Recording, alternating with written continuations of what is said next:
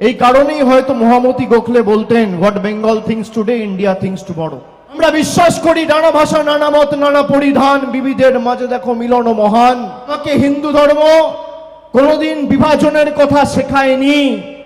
আজকের দিনটি অত্যন্ত গুরুত্বপূর্ণ এবং বাঙালি হিসেবে আমার কাছে অত্যন্ত গর্বের এই কারণে, তার কারণ একটি ধর্মীয় অনুষ্ঠানকে কেন্দ্র করে ভারতবর্ষের বিভিন্ন প্রান্তে যখন অস্ত্রের ঝনঝনানি, চোখরাঙানি চলছে, আমার শহর, আমার রাজ্যে ধর্ম, দলমত, বর্গ, বর্ণ নির্বিশেষে লক্ষাধিক মানুষ পায়ে পা মিলিয়ে বাংলার একতা, বাংলার সম্প্রীতি সংহতি রক্ষা করেছে।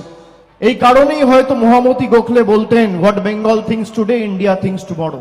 বাংলার কৃষ্টি, সংস্কৃতি, বাংলার ঐতিহ্য বারে বারে আমাদের এটাই শিখিয়েছে। এটা আমাদের মুখ্যমন্ত্রী বলেছেন যে ধর্ম যার যার, উৎসব সবার।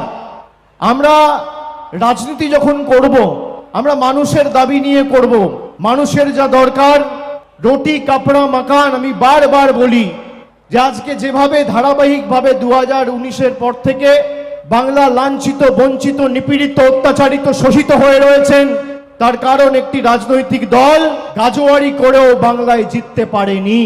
তার কারণে বাংলার 100 দিনের টাকা বন্ধ, রাস্তার টাকা বন্ধ, আবাসের টাকা বন্ধ।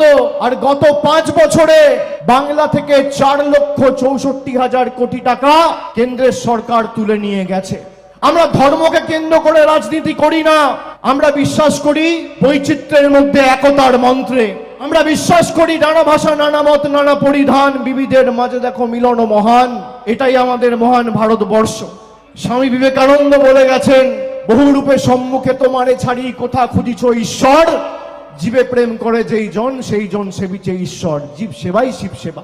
কিন্তু আজকে মূল বিষয়বস্তুগুলোকে বাইরে রেখে বাংলার মানুষকে নিপীড়িত করে রাখার যে একটা চক্রান্ত চলে আসছে, তার বিরুদ্ধে আমাদের ঐক্যবদ্ধ হয়ে লড়াইকে আগামী দিন সর্বাত্মক করতে হবে। আপনি হিন্দু হতে পারেন, আপনি মুসলমান হতে পারেন, আপনি শিখ হতে পারেন, আপনি জৈন হতে পারেন, আপনি খ্রিস্টান হতে পারেন। আমি একজন হিন্দু, আমি বিশ্বাস করি আমি আমার ধর্ম বাড়িতে করব, কিন্তু আমি যখন মানুষের দ্বারা নির্বাচিত প্রতিনিধি, আমার কোনো ধর্ম নেই, আমার একটাই ধর্ম, মানব ধর্ম, মানুষকে পরিষেবা পৌঁছে দেওয়া। আজকে গরিব মানুষকে লাঞ্ছিত করে রেখে ধর্মীয় উস্কানি দিয়ে মানুষকে ভুল বোঝানোর একটা চক্রান্ত শুরু হয়েছে।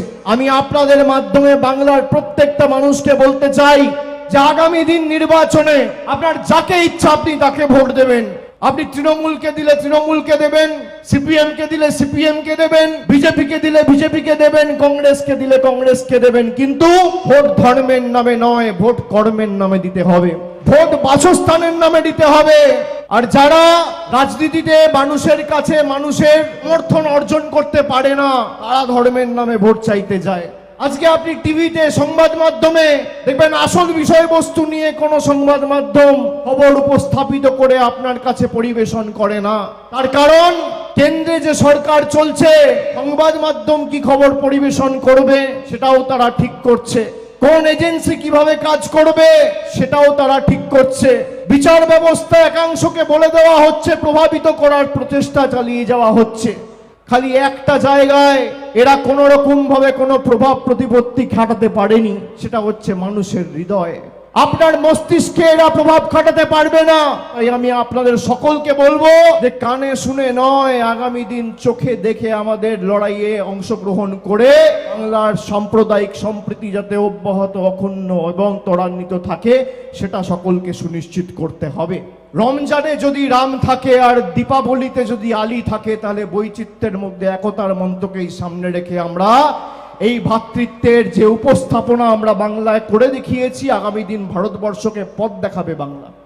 কোন ধর্মের ভেদাভেদি নয়, আমি নিশ্চিতভাবে আমার ধর্ম করব, আর ধর্মের সার্টিফিকেট বিজেপির থেকে নিতে হবে না। আমাকে হিন্দু ধর্ম কোনোদিন বিভাজনের কথা শেখায়নি, একতার কথা শিখিয়েছে।